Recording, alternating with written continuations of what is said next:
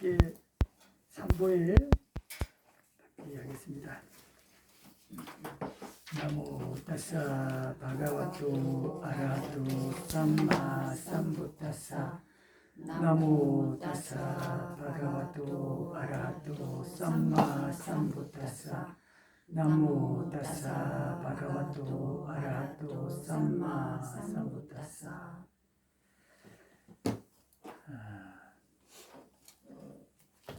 3개월 만에 뵙네요.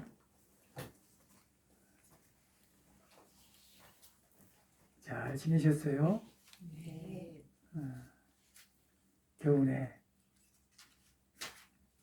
많이 춥고 힘들었을 텐데, 이 비구는 뭐 방 안에서 안 나왔으니까 그 앞에 마당에도 요만한 마당이 있어요. 그 보통 반만한 공기세라고 하늘 보라고, 거기도 뭐 안 나왔어요. 밥 받을 때만 나가고, 굳이 나갈 답답하지가 않으니까 안에서 주는 밥 먹고 편안히 있는데, 그죠? 뭐 감기 걸릴 일도 없고, 운동 부족으로 좀 살은 찔 수 있겠죠. 또 옆방에 시끄럽게 하면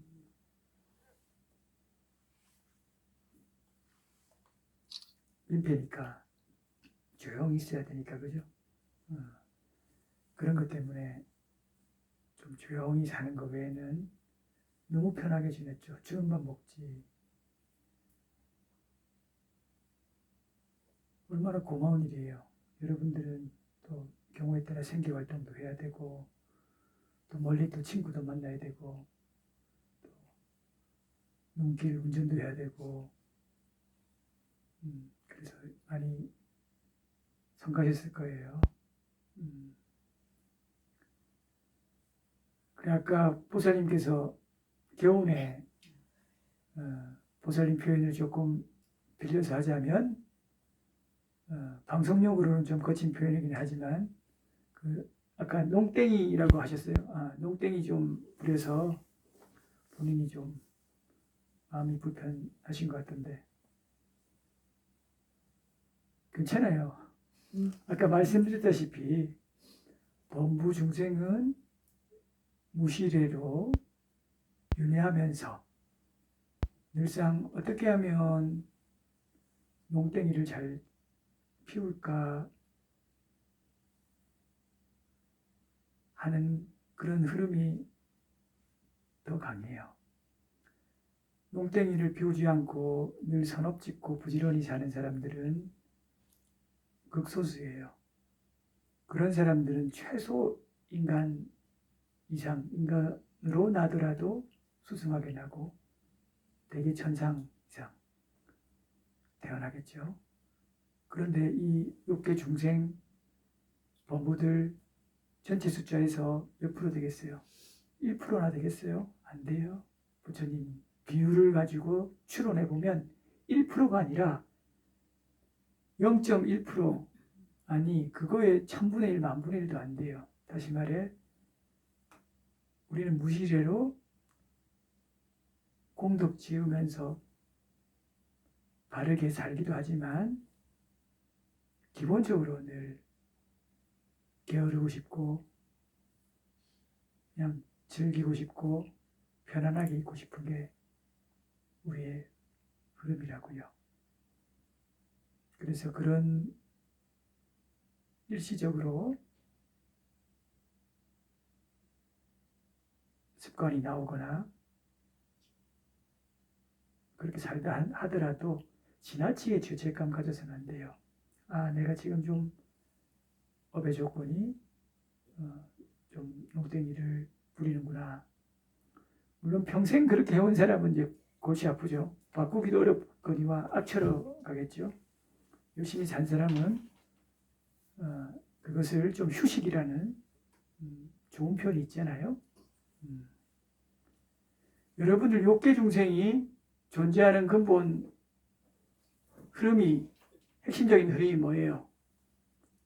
감각적 욕망이잖아요. 그 감각적 욕망을 목숨처럼 여기고 최고의 가치로 여기기 때문에 욕게 나는 거예요.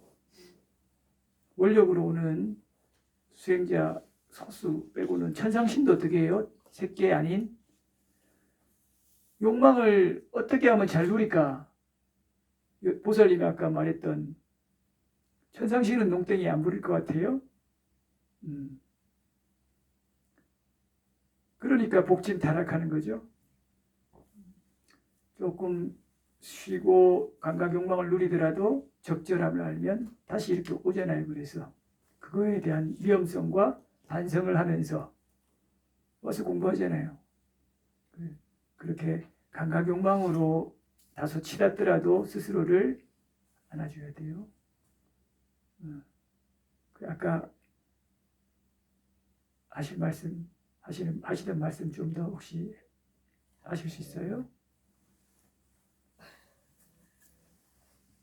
겨울에 제가 겨울을 많이 타요. 근데 올해 겨울은 계속 3개월 정도 계속 감기나 그런 걸로 계속 알아섰는데, 근데 올해는 특히 몸이 아프면서 마음까지 조금 많이 아파진 것 같더라고요. 자꾸 이제 여기 속에서 화가 자꾸 치밀어 오른다는 느낌이 들고, 마음도 내 마음대로 안 되고 몸까지 내 마음대로 안 되고 내 마음대로 되는 게 무엇인가 하면서 예, 그게 다스려지지가 않는 거예요. 그러면서 주위 사람들한테 제가 화를 내는 것 같은 제가 느낌이 들었어요. 그래서 제가 마음이 너무 괴로웠어요. 그래가지고 제가 주위 사람들한테 너무 민폐가 아닌가 그런 생각도 하고 그러면서 이제 계속 후회를 하면서 다스려지지가 않으니까 제가 업이 왜 자꾸 업에 따른 조건들이 자꾸 이렇게 나한테 들어오는가 그런 생각도 하고 근데 이제 제가 그래 미안해가지고 어제도 이제 지인분들을 만나가지고 제가 요즘 조금 짜증 부리거나 그런 적은 없었냐고 미리 미안하다고 했는데 그분들은 그냥 저보고 그냥 기분이 나쁘지 말라고 하는 소리지 그런 거 못 느꼈다고 하는데 제가 제 스스로 그렇게 느끼는 거예요. 근데 그게 밖으로는 표를 잘 안 내는데 자꾸 제가 이렇게 가라앉혀지지가 않아가지고 조금 올해는 조금 많이 괴로웠어요. 겨울 동안. 그래서 스님을 만나뵈면 제일 먼저 제가 뭐를 어떻게 해야 될까요? 그렇게 여쭤보고 싶어요. 수행을 필요하긴 하는데 올해 겨울에 조금 아까 말씀하셨던 것 같이 제가 감각적 욕망을 너무 누리고 살았느라 또 제가 공덕을 까먹고 그래서 그런 건가? 그런 생각도 들어가지고 조금 괴로웠습니다. 올해는. 보통 이런 고민들을 하시는 분들이 많잖아요. 보살님 연세 때 그죠? 그러면 그걸 보통 보살님 뭐라고 사회적으로 많이 표현합니까? 의학적으로도 표현하잖아요. 혹시 급속한 어떤 변화들은 아까 갱년기라고 이름하는 혹시 그런 것이 아닌가 한번 유심히 보시고요. 일단 우리가 물리적 변화가 급하게 일어나면 그로 인해 마음도 영향을 강하게 받아요. 마음의 어떤 급속한 변화는 또 물질에 우리 몸에도 영향을 주죠. 스트레스 싹 받아서 부정적인 마음 품으면 어디가 아프기 시작할 거예요. 건강이 약한 사람들은 특히. 그래서 그런 원인 조건이 아닌가 한번 살펴보시고요. 그 다음 두 번째, 이런 경우도 있어요. 우리가 공부하다 보면 예전에는 몰랐는데 바른 견해가 생기면서 이것은 해로운 것이다, 이것은 유익한 것이다 알게 돼요. 예전에는 누구하고 싸울 정도로 다투거나 화내는 정도 아니면 조금 짜증내는 거 이런 거는 화라고 인식을 못했잖아요. 더워가지고 왜 이렇게 더워 이렇게 그죠? 그러나 그게 다 불선업이고 해로운 것들이죠. 그걸 일단 바른 견해로 인해서 알게 되니까 나의 아주 사소한 생각, 말, 행동조차도 이것이 불선업이구나, 해로운 것이구나, 좋지 못한 과보로 연결될 조건이 되는 것이구나 라고 알게 되어요. 그래서 거기에 대한 사띠가 인식이 일어나는 거예요. 그게 바로 지혜예요. 작은 지혜들. 그래서 더 크게 느끼는 거죠. 넘어가는 것도. 그래서 이전에는 야, 너 왜 이렇게 화내냐? 혹은 불편해하는 그런 모습들을 상대방에게서 보면서 내가 좀 화내고 나쁘게 행동해서 그렇구나 라고 아는 정도가 일반적이잖아요. 그런데 바른 견해가 생기고 지혜가 증장되면서 다른 사람의 반응이 없다 하더라도 내 속에서 미세한 화를 낸 것도 아는 거예요, 스스로. 그게 굉장히 크게 느껴지는 거예요. 와, 내가 화를 심하게 냈네. 나중에 생각으로 일어났다 사라지는 것도 다 알아요. 와, 내가 이런 불선업적인 생각이 일어났구나. 아직 번뇌가 계속 있구나. 그래서 굉장히 수행을 많이 하는 깊은 수행자가 내가 번뇌가 많다 이러면 여러분들 기준에서 번뇌가 많다 하면 좀 다르겠죠.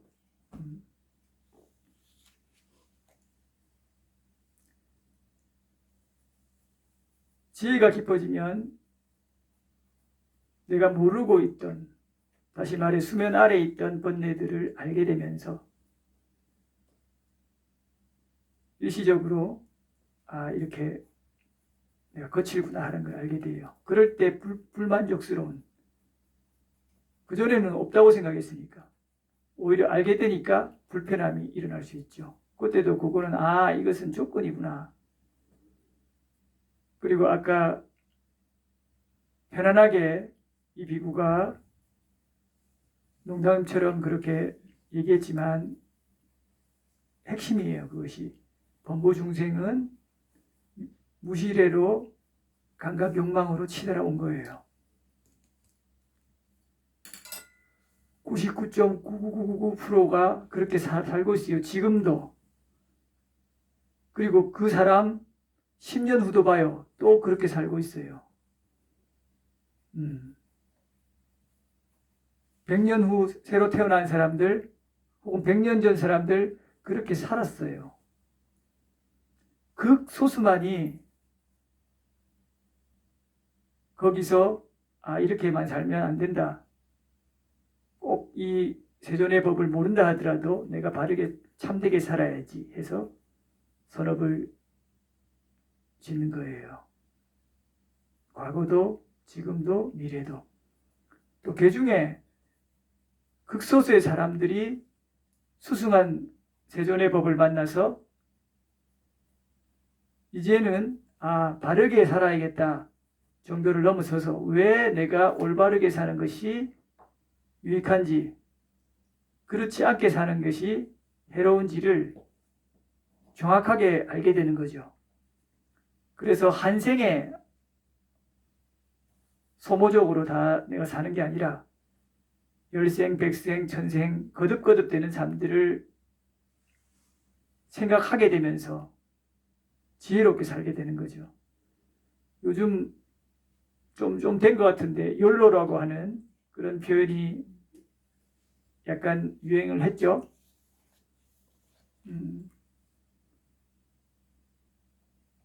어리석음으로 가겠죠. 그죠? 소모해서 악처로 갈 가능성이 높겠죠.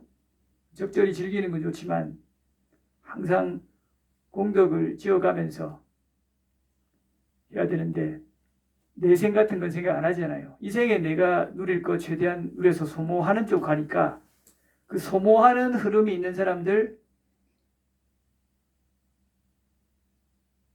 그 사람은 다음 생에 나더라도 예를 들어 공덕이 남았어요. 인간으로 났어요. 부지런하게 아주 성실하게 살까요? 그 누리던 성향 때문에 누리라 할까요? 그래야 되는 거예요.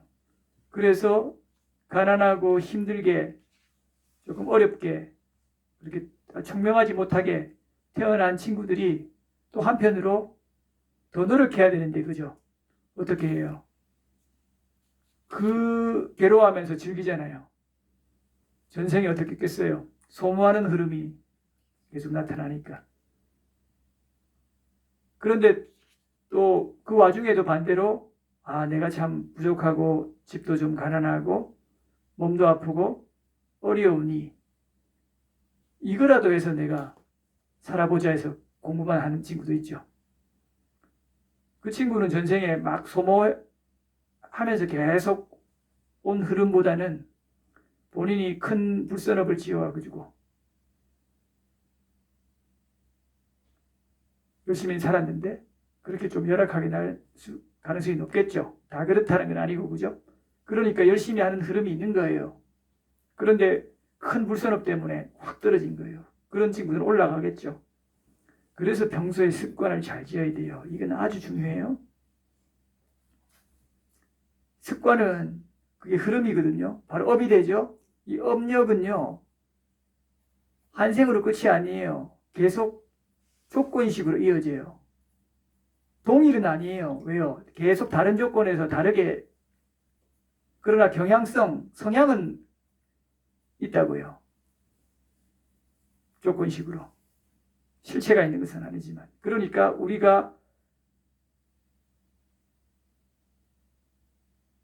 지금 이 순간 과거에 어떻게 상관없이 지속적으로 바르게 살려고 얼만큼 바르게 살려고 하느냐는 각자의 선택이지만 그 속도 조절은 본인이 하셔야 돼요.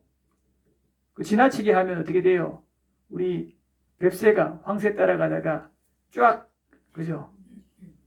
가랭이가 째진다 속담처럼 오히려 더 불선업적인 마음, 화가 난단 말이에요. 그렇지만 늘 올바른 방향을 탁 배워서 알면 자기 페이스에 맞게 한 발 한 발 끊임없이 나가야 돼요. 나가다가 자기 보상도 좀 하죠. 좀 쉬고. 그거 안 하면 안 돼요.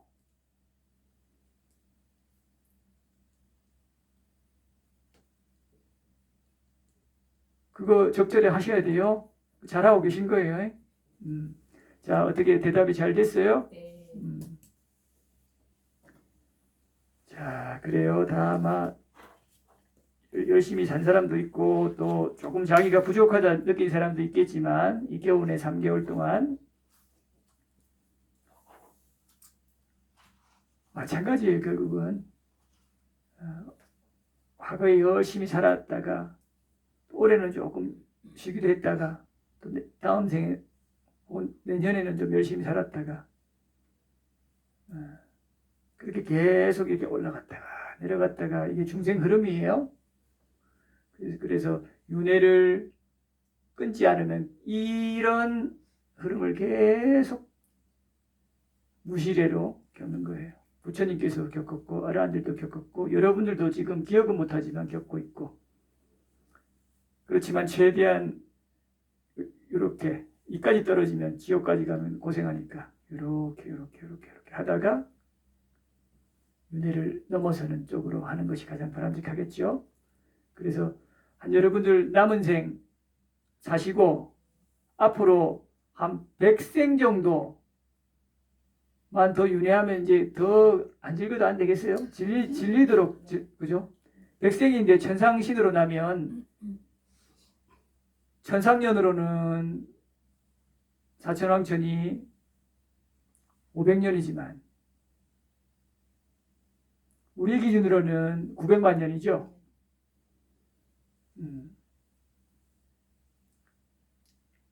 낮과 밤이 굉장히 기니까 그런 천상신 가장 낮은 천상신이 그래요. 그 위에 3,600만 년, 1억 4,400만 년, 5억 7,600만 년, 23억 400만 년, 92억 1,600만 년. 그것도 욕계 신, 높지 않은 욕계 신이 그 정도니까 이렇게 천상신으로 윤회하면서 한 10번만 살아도 이제 즐길 만큼 다 안 즐기겠어요? 안 지겨워요. 근데 계속 바뀌니까 즐거워요. 지겹다가도 또 기억을 못해서 아니 지겹다가도 이제 뭐 공부하면 그게 힘들어서 또 가요. 여러분들 맛있는 거 계속 먹어봐요. 아유 물리고 지겹죠. 그런데 그거 한 일주일 먹으면 그렇잖아요. 한 달 안 먹어봐요. 다시 먹고 싶어가지고 찾아요.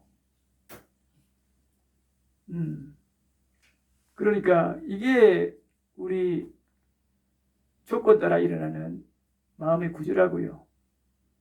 그렇지만 거기서 지혜를 일으키지 않고 끌려가듯이 윤회하면 백생을 즐겨도 다시 떨어지고 고생하다가 나 즐기고 싶다 해가지고 다시 또 즐기고 또 떨어지고 이렇게 반복하는데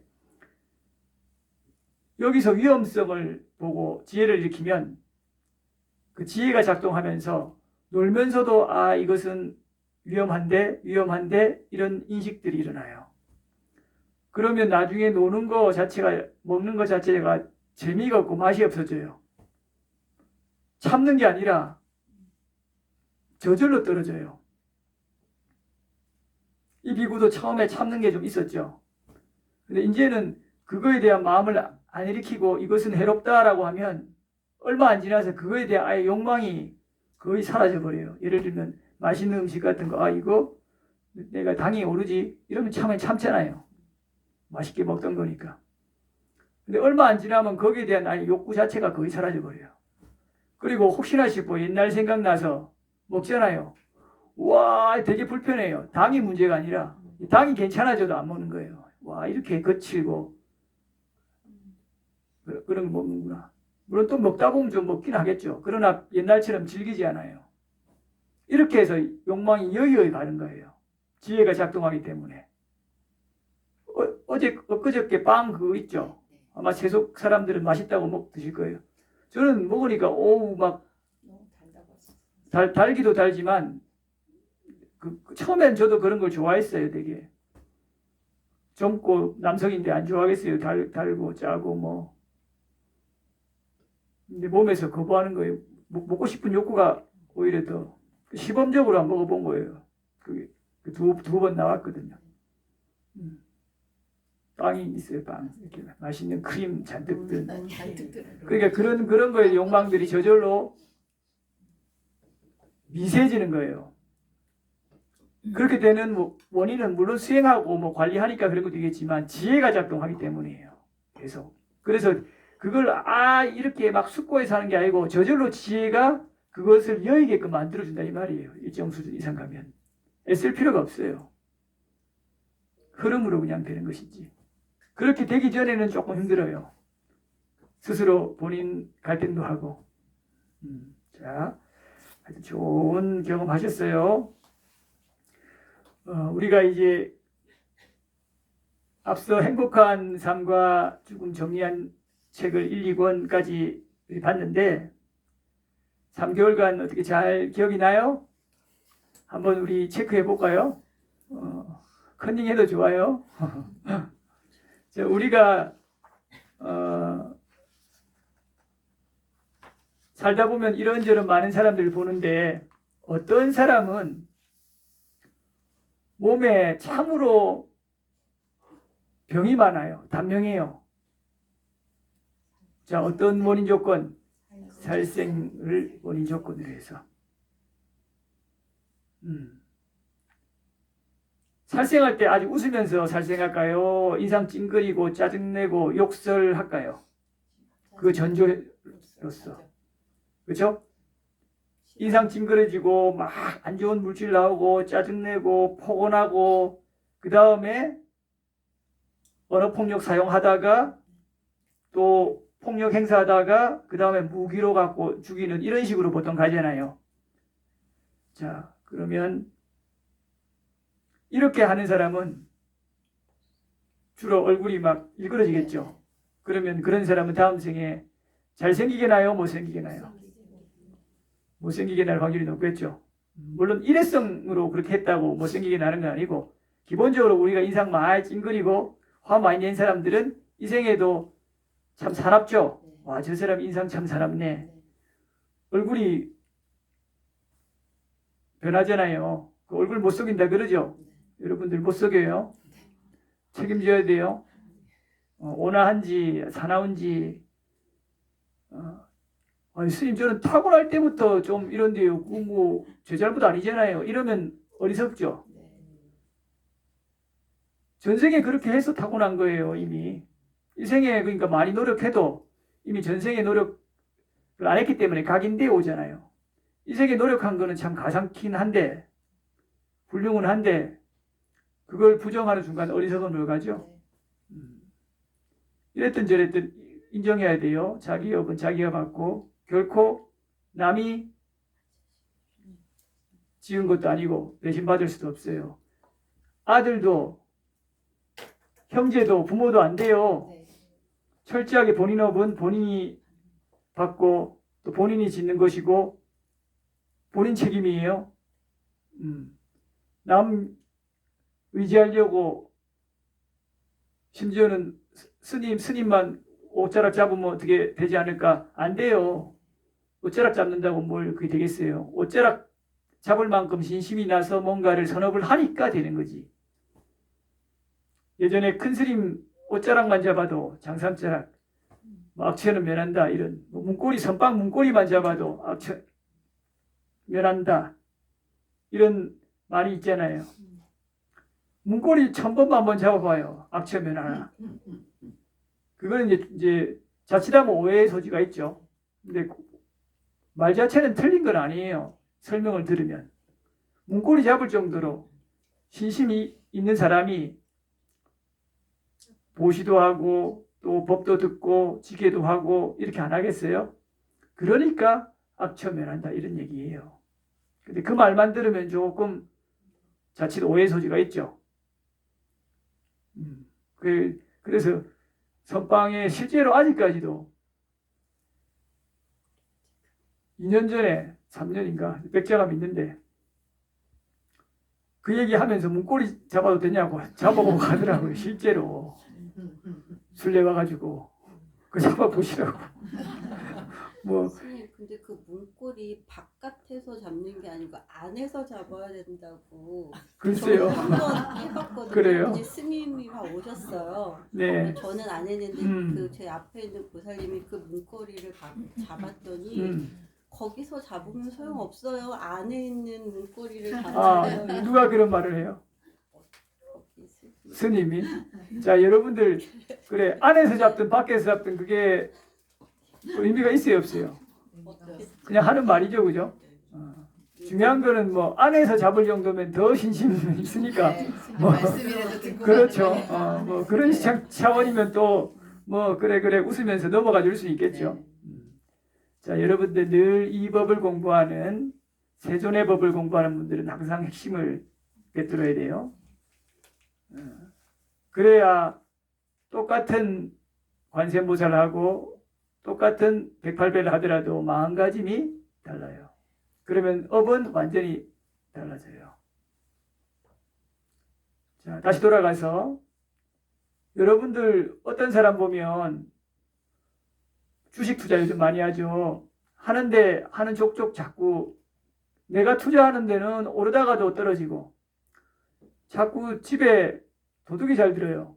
어떤 원인 조건? 남의 거를 가져가니까. 여러분들 어렵게 생각할 거 없어요.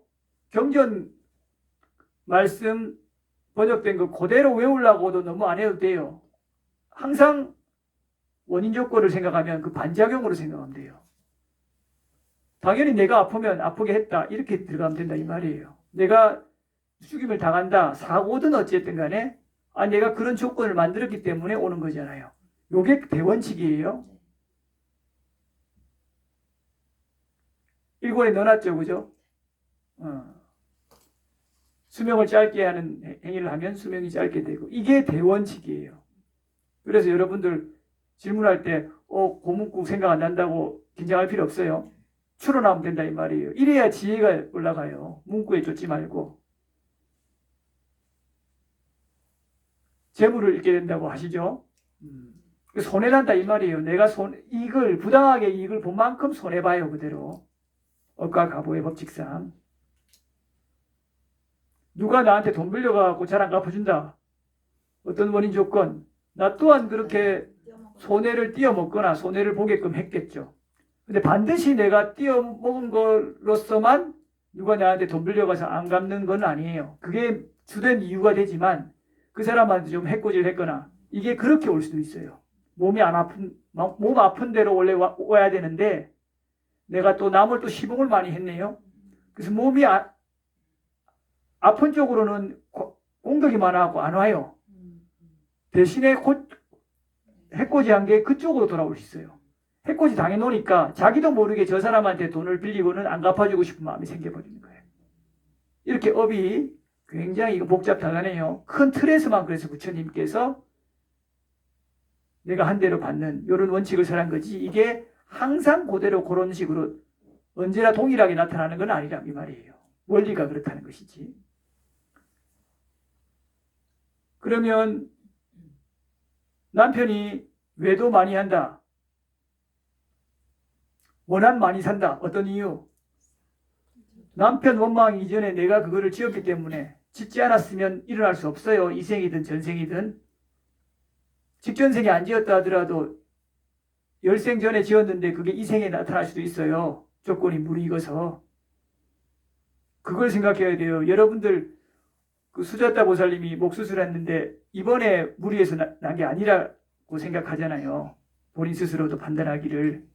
예전에 교통사고 났는데 좀 사소하게 여기고 학교 일을 봐야 되니까 그냥 하다 보니 바빠서 그게 계속 누적되면서 생겼다 그러잖아요.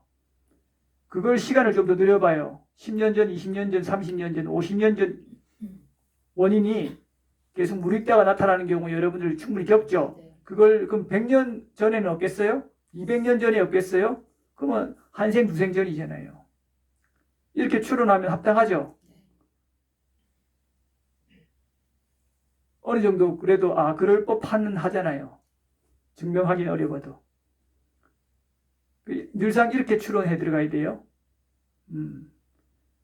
그래서 여러분들이 혹 다른 배우자한테 눈이 갈 때 내가 이렇게 눈이 가고 마음이 가고 하면 역시나 다른 내 배우자도 그렇게 되겠구나. 과보 받겠구나. 그러나 나는 눈은 좀 돌아가고 마음으로는 혹해도 말로 행동으로는 하지 않았다 하면 다음에 배우자도 조금 이렇게 해도 선을 지키면 그런 남편을 혹은 아내를 만날 가능성이 높겠죠. 반드시 그렇다는 게 아니라 그렇게 이렇게 위험성, 내가 범하려 할 때 바로 과거에 대한 위험성을 떠올려야 되고 내가 지금 받고 있으면 내가 그 저지른 거에 대한 참회와 원인 조건에 대해서 다시 헤아려서 지금은 내가 괴로우니까 저 사람은 과거에 또 얼마나 괴로웠을까 헤아리면서 자기도 모르게 하게 되는 거예요. 빚 갚는 거예요. 보살님이. 여러분들이. 그래서 좀 품어주는 게 좋아요. 그래서 용서도 해주고.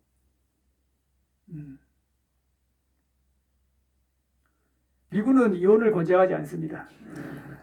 부처님께서 이혼하거나 결혼시키면 굉장히 혼내셨어요.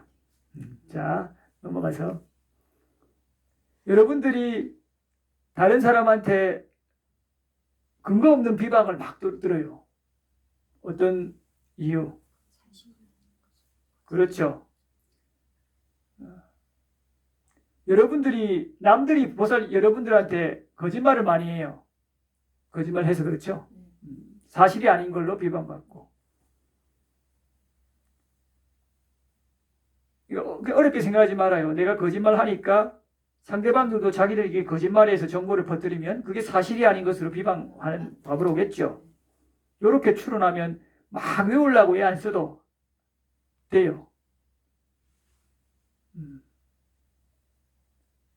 그러니까 요거를 추론해서 알고 있으면 다음에 내가 거짓말을 할 때 이거 내한테 바로 또 돌아와서 괴로움을 오겠구나 라고 습고해야 돼요. 당장은 안 오지만. 또 실제로 해보세요. 농담 삼아 거짓말. 한 6개월만 하면 사람들이 신뢰를 별로 안 할걸요. 그렇죠? 그 과보 바로 오잖아요. 거기서 두려움을 느껴야 돼요. 그리고 그거는 가장 가벼운 과보예요. 여러분들 사업한다? 사업 안 돼요, 그러면. 그리고 그런 마음이면 계속 불서럽 일어나겠죠. 악처로 간다니까요. 그래서 가장 가벼운 과보가 남들이 나에게 근거 없는 걸로 비방하고 하는 거예요. 불륜, 도둑질, 살생 다 마찬가지예요. 가장 가벼운 과보예요. 아이고 내가 좀 할만하네 이러면 안 돼요. 나도 한번 외도하는 배우자 만나지 이러면 안 된다니까요. 그 다음에 여러분들 정신적으로 문제 있는 사람을 내태받아요. 본인이 이제 아니니까 본인이 마신 것보다는 마시게 했겠죠. 술 권하는 사회. 뭐 술집을 했거나 술을 엄청 먹여서 그죠?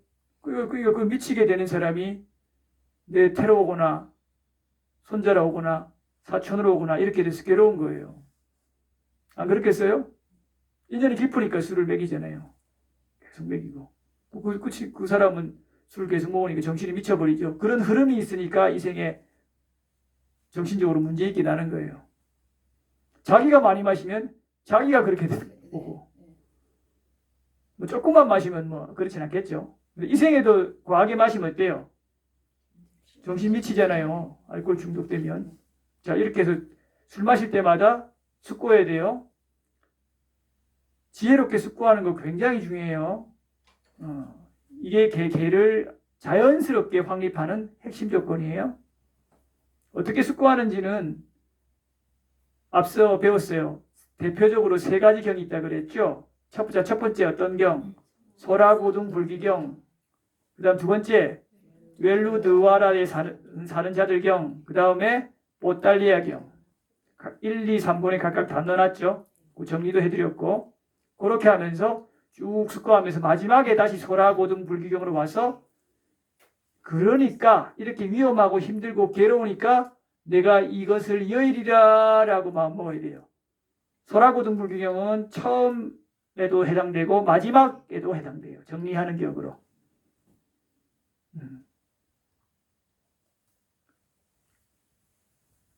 아까 보살님 같은 경우에도 이렇게 숙고할 수 있죠.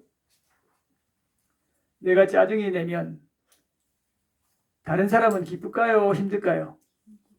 다른 사람이 힘든 거를 내가 어찌 시킬 수 있어요? 다른 사람이 나한테 짜증내면 좋아요?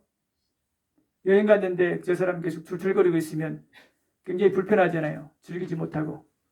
이렇게 힘들게 피곤하게 하는 걸 내가 어찌 할 수 있겠느냐라고. 그렇게 하면 자비심도 늘어나요? 안 늘어나요? 배려, 연민 늘어나겠죠? 이런 숙고에 의해서 그런 것 계도 지키지만 그게 배양이 된다 이 말이에요. 좋은 마음의 심소들이. 마음 작용들이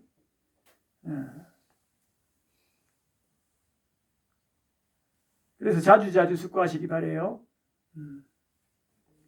그 다음 여러분들이 잘 만나던 친구가 갑자기 돌아서요. 우정이 깨져요. 어떤 원인 조건? 그렇죠. 이제 여러분들 이간질을 배우기 어렵다 이러면 스님 제가 우정을 깨게 했겠죠. 이렇게 하면 돼요. 그러면 우정을 깨게 하는 대표적인 게 뭐예요? 너 저 친구 만나지 마. 이렇게 잘 안 하잖아요. 그렇죠. 보통 그렇게 하면 내가 왜 네 말 들어야 되는데 이렇게 따지잖아요. 그렇게 하는 경우도 있지만 드물고 보통. 그죠? 보통은 그래 안 하고 교묘하게 저 별로야 이런 식으로 하잖아요. 뭐 이간질이잖아요. 그래서 우정 깨지는 거예요. 과보 받는 거예요. 쓰리죠 마음이.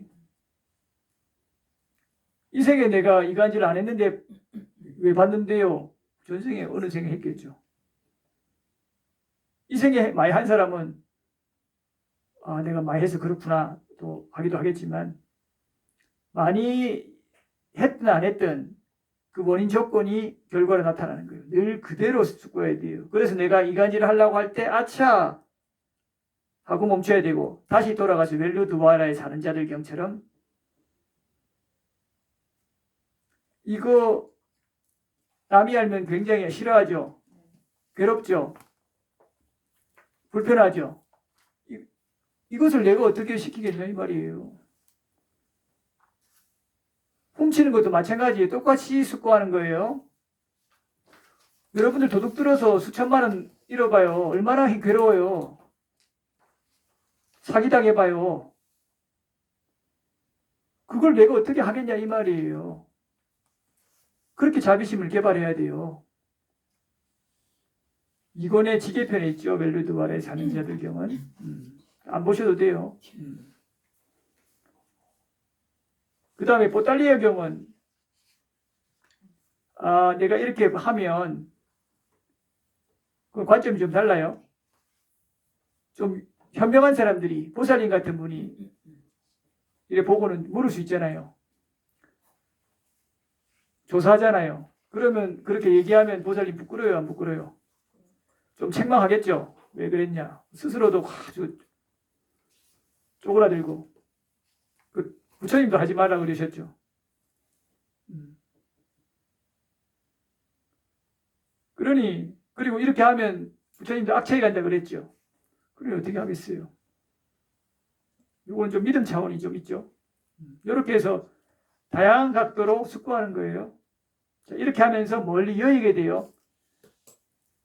불선업지는 걸 멀리 여의게 되면서 여의는 것만 되는 게 아니라 거기서 자비, 배려, 연민, 지혜 이런 것들이 나타나요. 숙고는 굉장히 중요하다 이 말이에요. 많이 강조했죠.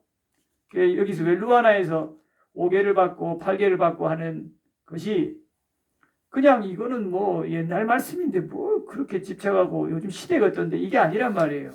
숙고하면서 거기에 이미 사띠가 들어가고 삼빠자냐 알아차림이 들어가고 지혜가 현존하게 되는 거예요. 그래서 여러분의 실제 삶이 바뀌는 거예요.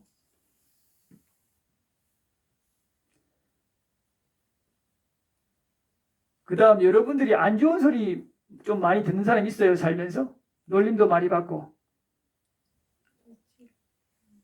듣기 싫은 소리 엄청 들어요. 자, 어떤 원인 조건 내가 듣기 싫은 소리 했으니까 듣기 싫은 소리가 대표적인 게 욕설이잖아요. 어렵게 기억하지 말아요. 그러니까 여러분들 듣기 싫은 소리 앞으로 잘 안 하려고 해야 돼요. 아예는 안 될 거예요. 그죠? 그 누군가 나한테 하면 원망하기 전에 내가 그 듣기 싫은 소리를 언젠가는 했고 이 사람도 나한테 그런 걸 받은 조건이 있겠구나 해서 나도 받는구나. 근데 사소한 거기 때문에 너무 그건 복잡하게 엮여 있어서 그죠? 누구에게나 내가 특히 행실이 좀 나쁘거나 실수할 때 들을 가능성이 높아요. 자, 그 다음에 다른 사람이 내 말을 잘 안 받아들여요. 어떤 원인 조건? 잡담 많이 해보세요. 쓸데없는 얘기하고 이러면 좀 처음에는 들어줘요. 맞지 않고 쳐주는데 오래 할 수 있어요, 없어요? 여러분들도 없다고 그랬죠?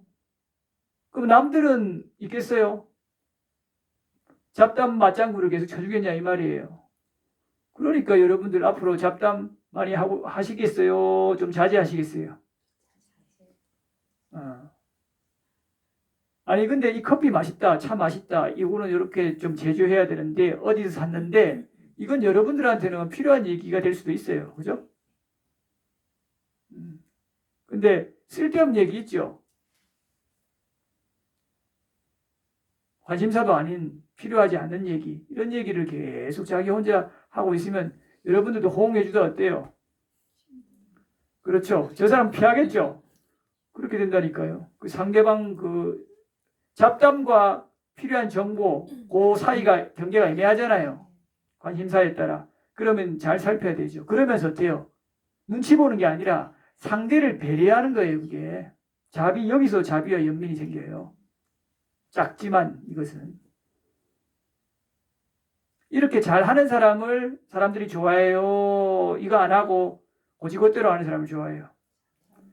그렇잖아요. 항상 그래서 일상생활에서도 이 법이란 게 특별한 게 아니에요. 동떨어진 게 아니라 삶 그 자체에서 지속적으로 법을 실현해야 돼요.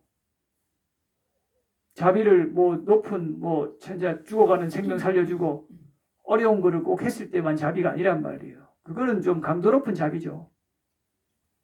그러나 이 사소한 거에서도 자비, 그걸 좀 구체적으로 더 표현한 배려, 이것도 자비심이 없으면 배려가 되겠어요? 이렇게 해서 내가 마음들을 계속 섬세하게 봐야 돼요. 내 얘기만 계속 관리하는가? 이 비부는 지금 제가 계속 얘기하죠. 그거는 허락된, 약속된 상황이니까.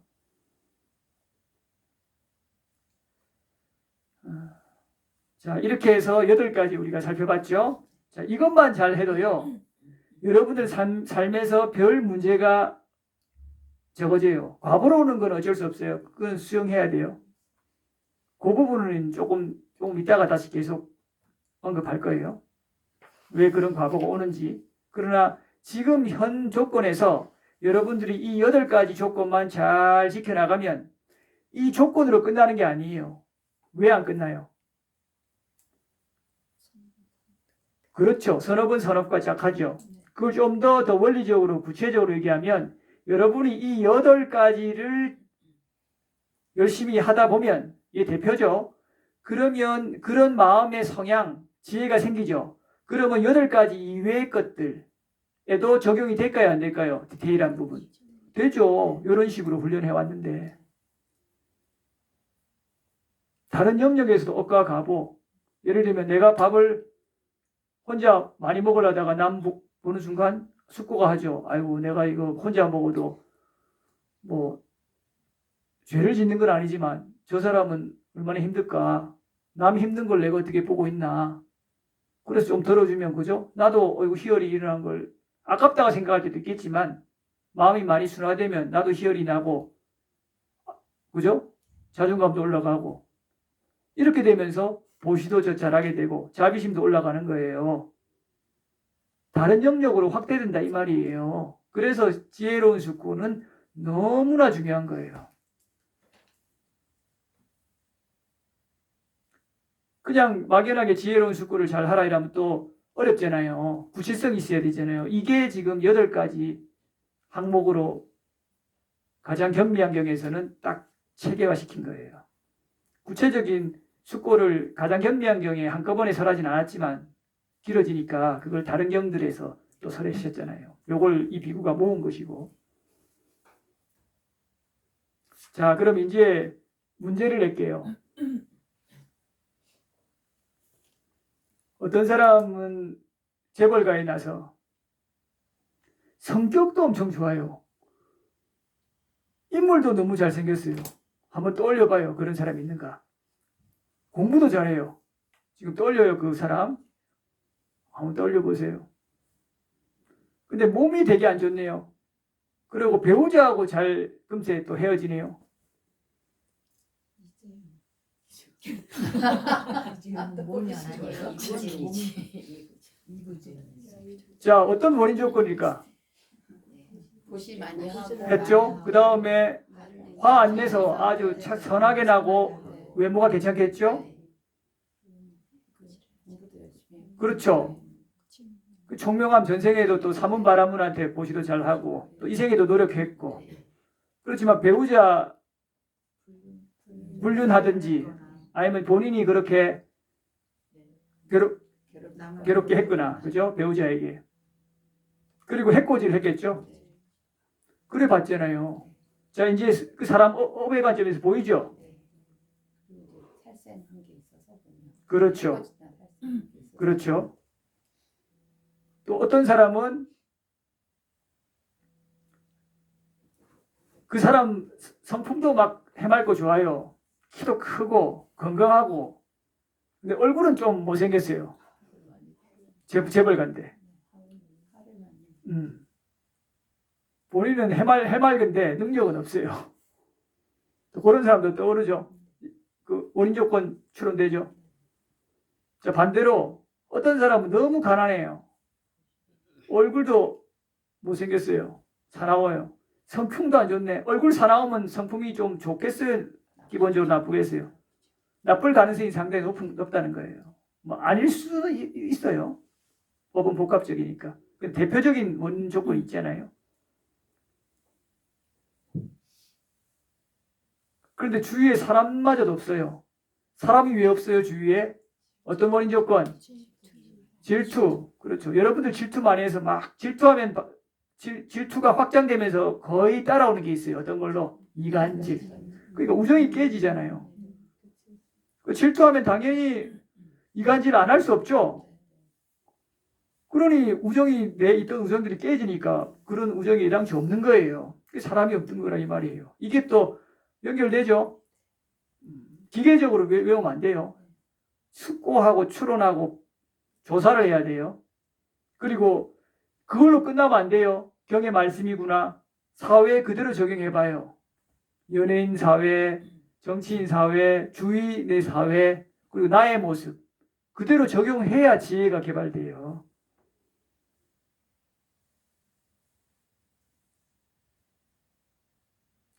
그러면서 그런 것 사유구조를 내면화했을 때 대상을 바라볼 때 바로바로 떠올라요. 아, 이것을 억가가보 이런 조건 내가 멈춰야겠다. 이것을 많이 하면 나중에 아주 짧은 시간 내에도 확 돌아요. 그게. 그래서 빨리 멈춰버려요. 그리고 하면서도 왜 하지? 멈춰요. 화를 내려고 화 한 번 냈어요. 확. 2번, 3번 냈어요. 화 많이 나면. 근데 내다가 이거 의미 없는데 왜 내고 있지?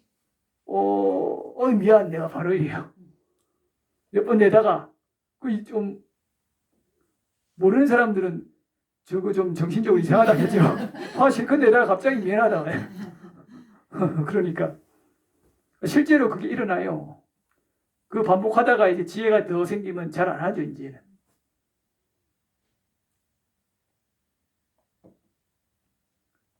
화내면서 안다고요, 본인이. 알면서 계속. 그래도 내가 화내야겠다. 이럴 때는 이제 끌려가는 거고, 다시. 지혜는 조금 있는데 끌려가는 거고. 지혜가 좀 더 강해지고 이러면은 나중에는, 아이고, 멈춰버리고. 더 강해지면 이제 일어날 때 본인이 다 알아가지고 웬만해서는 화 잘 안 내죠. 이렇게 자꾸 번뇌가 줄어드는 거예요.